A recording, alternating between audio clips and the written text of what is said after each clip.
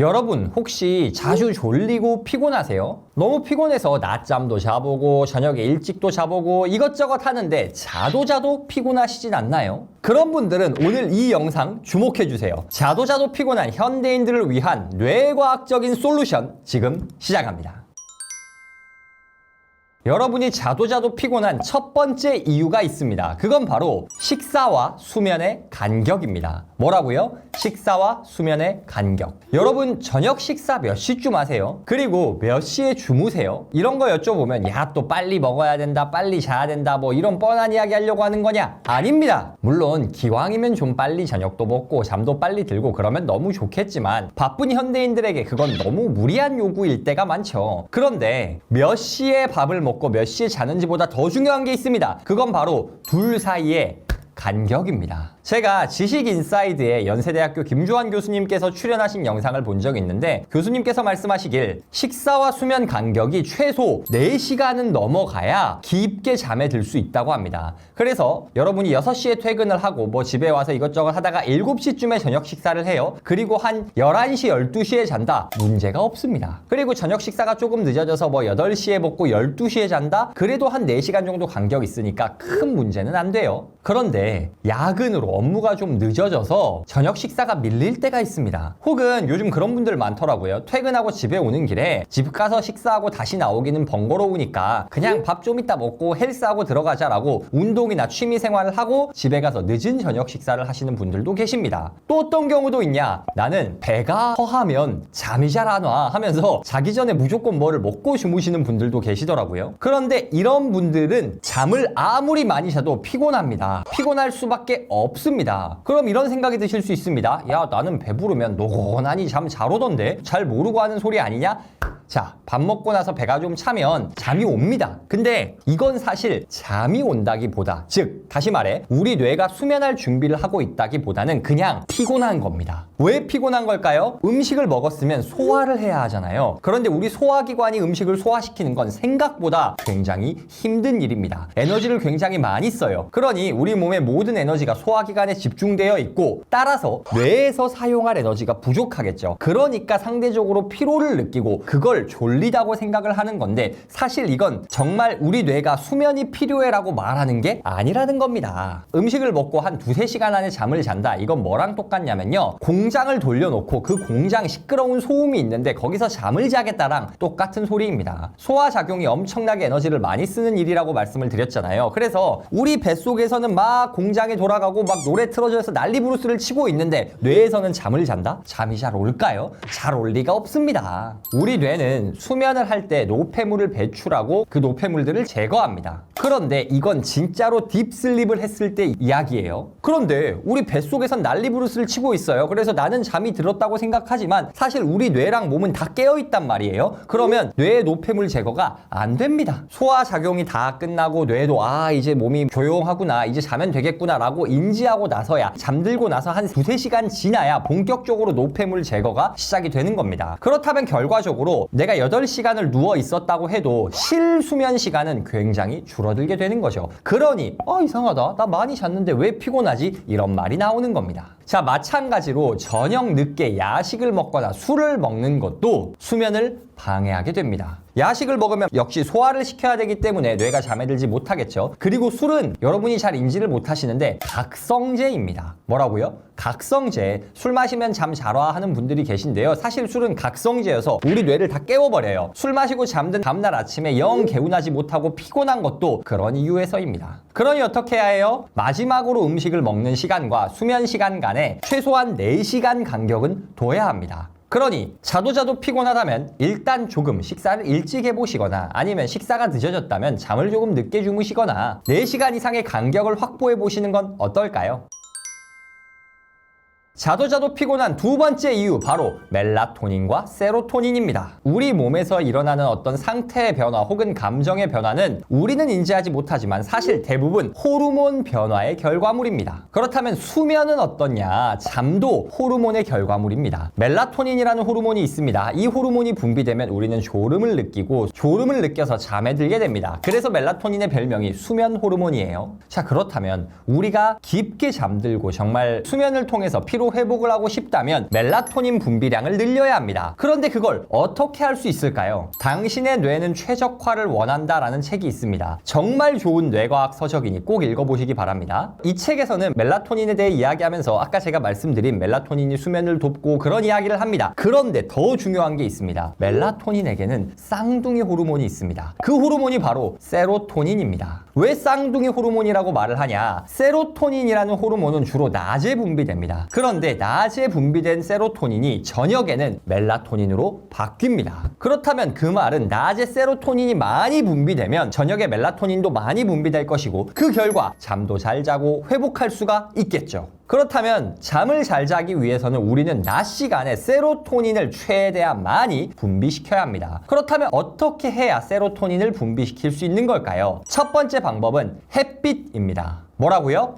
햇빛. 특히 세로토닌 아까 어떤 시간에 분비된다고요? 아침 시간에 햇빛을 받으면 세로토닌 분비가 그렇게 잘 된다고 합니다. 당신의 뇌는 최적화를 원한다에서는 세로토닌을 극대화시키기 위해선 아침에 한 20분 정도 햇빛을 받으며 나가서 산책을 하라고 말을 합니다. 이것만 해도 세로토닌 양이 엄청나게 늘어나고 그 세로토닌이 저녁에 멜라토닌으로 바뀌어서 깊은 수면을 유도할 수가 있습니다. 세로토닌의 장점이 그것만 있냐? 아닙니다. 세로토닌의 별명이 여러 가지가 있는데요. 첫 번째는 뇌의 지휘자이고요. 두 번째는 행복 호르몬입니다. 뇌의 지휘자라는 게 무슨 뜻이냐? 세로토닌이 작용하기 시작하면 지휘자가 마치 이렇게 지휘를 시작해서 오케스트라 연주가 시작되듯 우리 뇌가 전체적으로 깨어나고 일하기 시작한다는 겁니다. 그러니 아침에 세로토닌이 많이 생기면은 머리가 더 휙휙 돌고 정신이 번쩍 드는 그런 경험을 할 수가 있는 겁니다. 그 세로토닌이 멜라토닌이 돼서 깊은 수면을 유도하는 것도 말할 것도 없죠. 세로토닌을 유도하는 또 다른 방법이 있습니다. 햇빛 말고 또 다른 방법은 리듬 운동입니다. 리듬 운동이 뭐예요? 줄넘기처럼 혹은 뭐 달리기, 걷기처럼 하나 둘 이렇게 일정한 박자로 반복되는 운동입니다. 그럼 이 두 가지 햇볕과 리듬 운동을 조합한 최상의 선택지는 뭐예요? 아침에 한 20분 이상 걷거나 달리는 겁니다. 이것만 해도 세로토닌 수치가 엄청나게 올라가고 이 세로토닌들이 저녁에는 멜라토닌으로 바뀌면서 깊은 수면을 유도할 수 있습니다. 깊게 잘 자야 자도 피곤하다는 말이 나오지 않겠죠.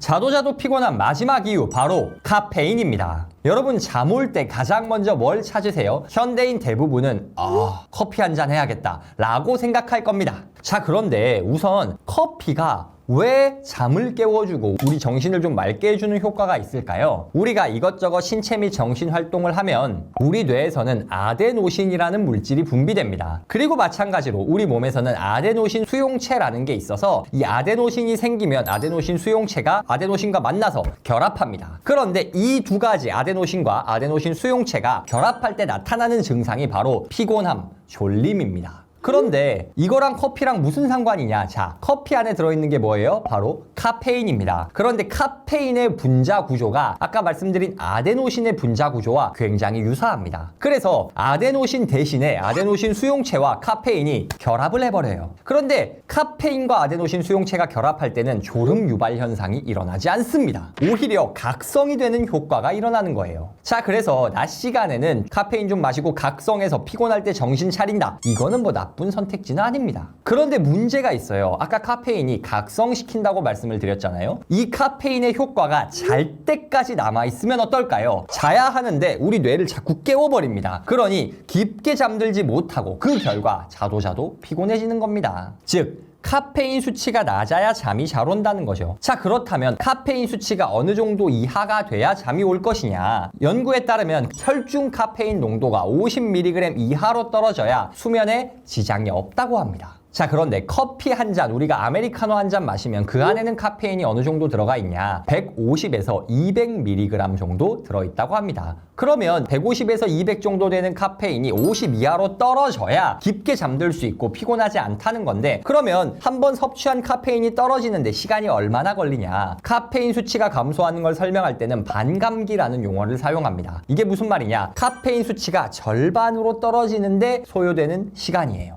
이게 대략 5시간에서 6시간 정도 됩니다. 그러면 혈중 카페인이 다 없어지려면 대략 한 10시간은 되겠죠. 자, 그러면 아까 커피 한 잔을 마셨을 때 200mg을 마셨어요. 이게 절반으로 떨어져도 100이나 되잖아요. 근데 절반으로 떨어지는데 5시간, 6시간이 걸린다. 그러면 50 이하로 떨어지려면 또 어떻게 해야 돼요? 카페인을 섭취한 뒤 8시간, 10시간은 지나야 잠자는데 무리가 없다는 겁니다. 가령 내가 저녁 12시에 잠을 자요. 그러면 오후 2시 이후로는 카페인 섭취를 안 해야 수면에 영향이 없다는 겁니다. 물론 이건 한 잔 마셨을 때 기준입니다. 여러 잔을 마셔서 카페인이 몸에 많이 누적돼 있다? 그럼 더 긴 시간이 필요할 겁니다. 그러니 졸리다고 피곤하다고 해서 계속 커피만 마시면 깊게 잠들지 못합니다. 그 결과 더 피곤해집니다. 더 피곤해지니까 커피를 더 마십니다. 커피로 안 되니까 이제 핫식스 레드불을 마십니다. 이렇게 점점 악순환이 반복되면서 아무리 자도 피곤한 현대인의 불면, 만성 피로가 생기는 겁니다. 그럼 어떻게 해야 할까요? 커피를 마셔도 잠들기 8시간, 10시간 전까지만 마시고 그 이후에는 피곤하면 산책을 하던지 운동을 해보던지 하세요. 개인적으로 운동 추천드립니다. 중간에 잠깐 사람들 없는 데 가서 스쿼트 한 10개, 20개만 하고 와도 커피 마시는 거 못지않은 각성 효과를 낼 수가 있습니다.